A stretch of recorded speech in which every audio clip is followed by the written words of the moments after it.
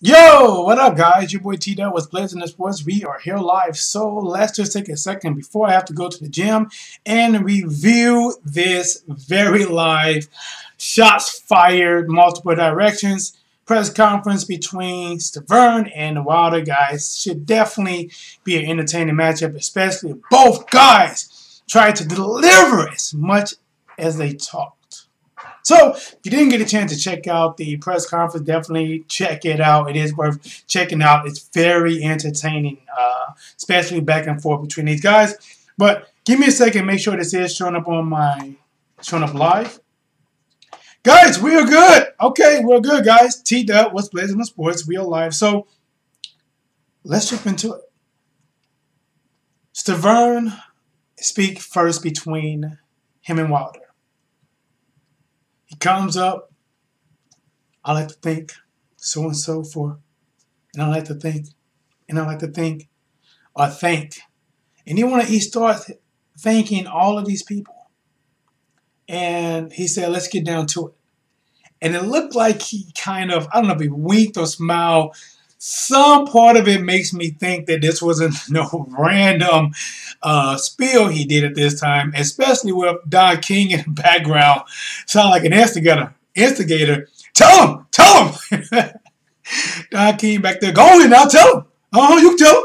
You know, and Don King was pretty funny, but I see he's still in the mix of everything. And you have Stiverne, who's directing his question, his anger. What do you want to accomplish to Wilder? And probably one of the most standout lines of this press conference is when he said, I will kill you. If that's what it takes, I will kill you. It's pretty big.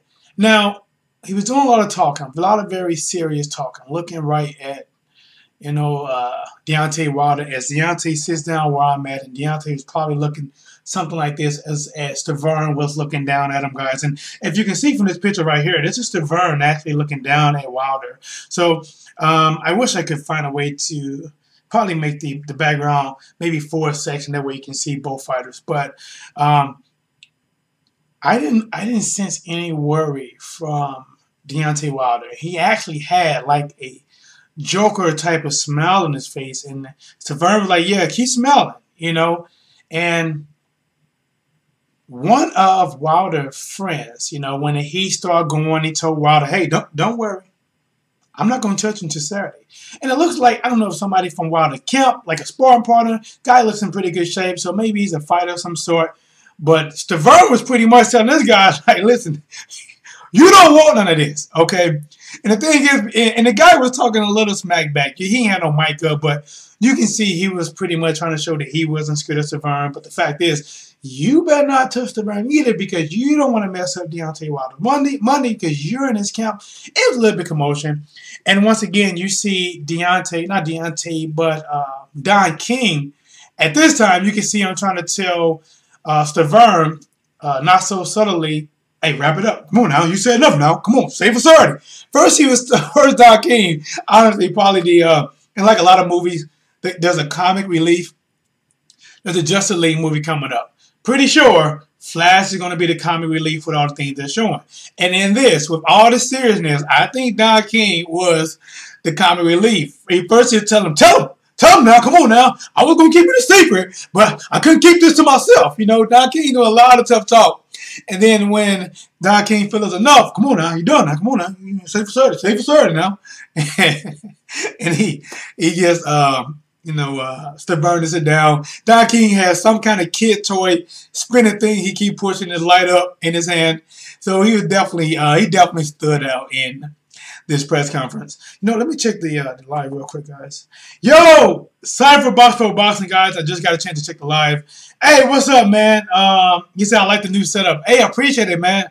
Your boy just trying to try something new, man. So a lot of time I do a lot of videos, from my phone, So when I get a chance to sit in front of you guys, hopefully I can make it a little bit more lively, entertaining. Cypher Boxing also said, man, things got heated at the press conference, and of course it did. So After Stiverne said his piece, and outside of saying I'm gonna kill you, one of the biggest things he said to me is either I swear to God or I put it on God. One of those ways of saying it, he put it on God that he will be two-time world champion come that night and won't nobody stop him. Nobody. To me, that is big, man. When you put something in like, if you're, a God-believing person, a God-fearing type of person, and if you put someone on God like that, man, if you win, okay, it worked out in your favor. But if you lost, oh, man, you put it on God, bro. Did you curse yourself or what? But, he sounded very confident, very mad, and I do like it because it adds entertainment to the fight, especially when you got GSP versus BSP fighting that same night on UFC. And I believe GSP hasn't fought in like 4 years. I don't know, something like that.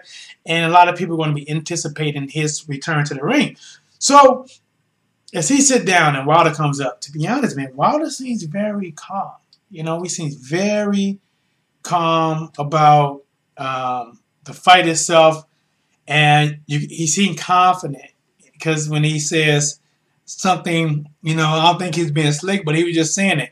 The only man to survive 12 rounds. He's not saying to make it close. He's not saying push Wilder to the edge. He's saying you survive. But then he said something.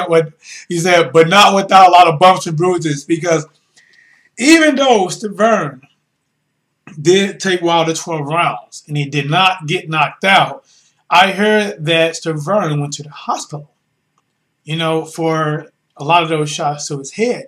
And if you watch it before and after, it's like all of this was swollen up. It pushed his lining and everything back 3 inches. And I'm not here to make fun of nobody lining. Guys, listen, I'm a man. I know what we seen the hairline look like. But it was swollen at nuts that it pushed the forehead out, and a lot of Wilder shots wasn't clean because Stiverne catches a lot of shots like this, and he probably going to do it as well, which it did kind of help from taking as many clear shots. So Wilder got up, and Wilder just saying, he survived,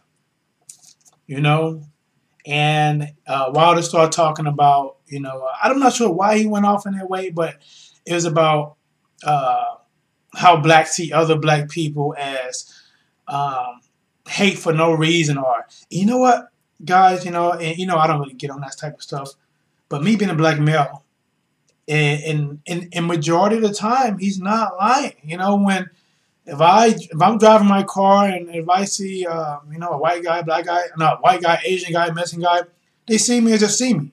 But with some, black people, they look at you, they mug you, they like asking you what's up, like you want to fight.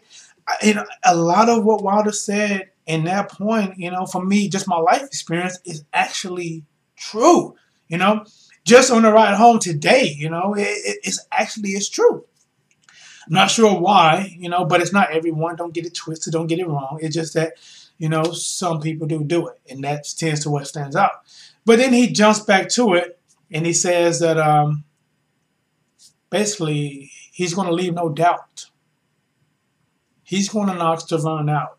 And he came with some props because he brought it back. He brought up, before I get to it, he brought up that Stiverne. He said Stiverne is the first heavyweight in history, the only to get dehydrated. Because when you're a heavyweight, you don't really get dehydrated because you don't have to make weight. I mean, unless you don't. You don't have to cut down to a weight.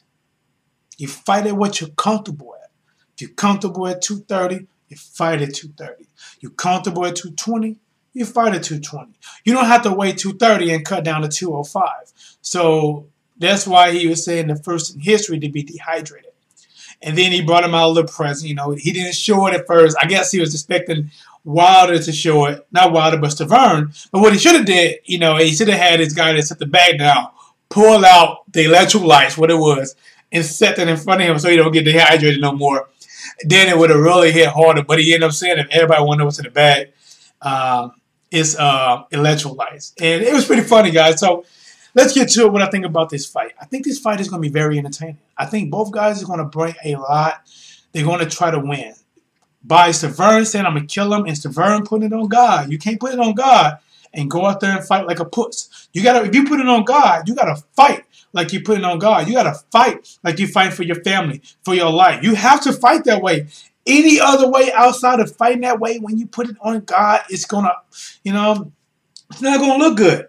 And in Wilder, if Wilder was smart, he would not take or let Stiverne, which he didn't show it, bother him. Because if I was Stiverne, I would plan it away, try to get Wilder to fight wild, because when Wilder do go, sometimes he get a little too aggressive and a little wild, and that will open up more opportunity for Stiverne. But if Wilder sticks to that jab, keep that distance, catch him with that big right hand, we should see how the fight goes. But guys, this is your boy T-Dub with Plays on Sports. I have to get ready and go to the gym because I got to work out myself. Then I have a class and I'm teaching right afterwards. And if you guys have any ideas on videos you want me to see me talk about, or you want to know my ideas on, or any upcoming fights, I always remember, if you don't comment live and catch me live, you can do it in the comment section. And I want to give a shout out to our Red Sox fan, Cypher Box Pro Box, and Mosley Box, and all the guys that support, like, and any of the guys, the 237 people that subscribe. You know, I appreciate it. Thank you so much. Thank you for being a part of this and helping me grow. Talk to you guys later. Enjoy.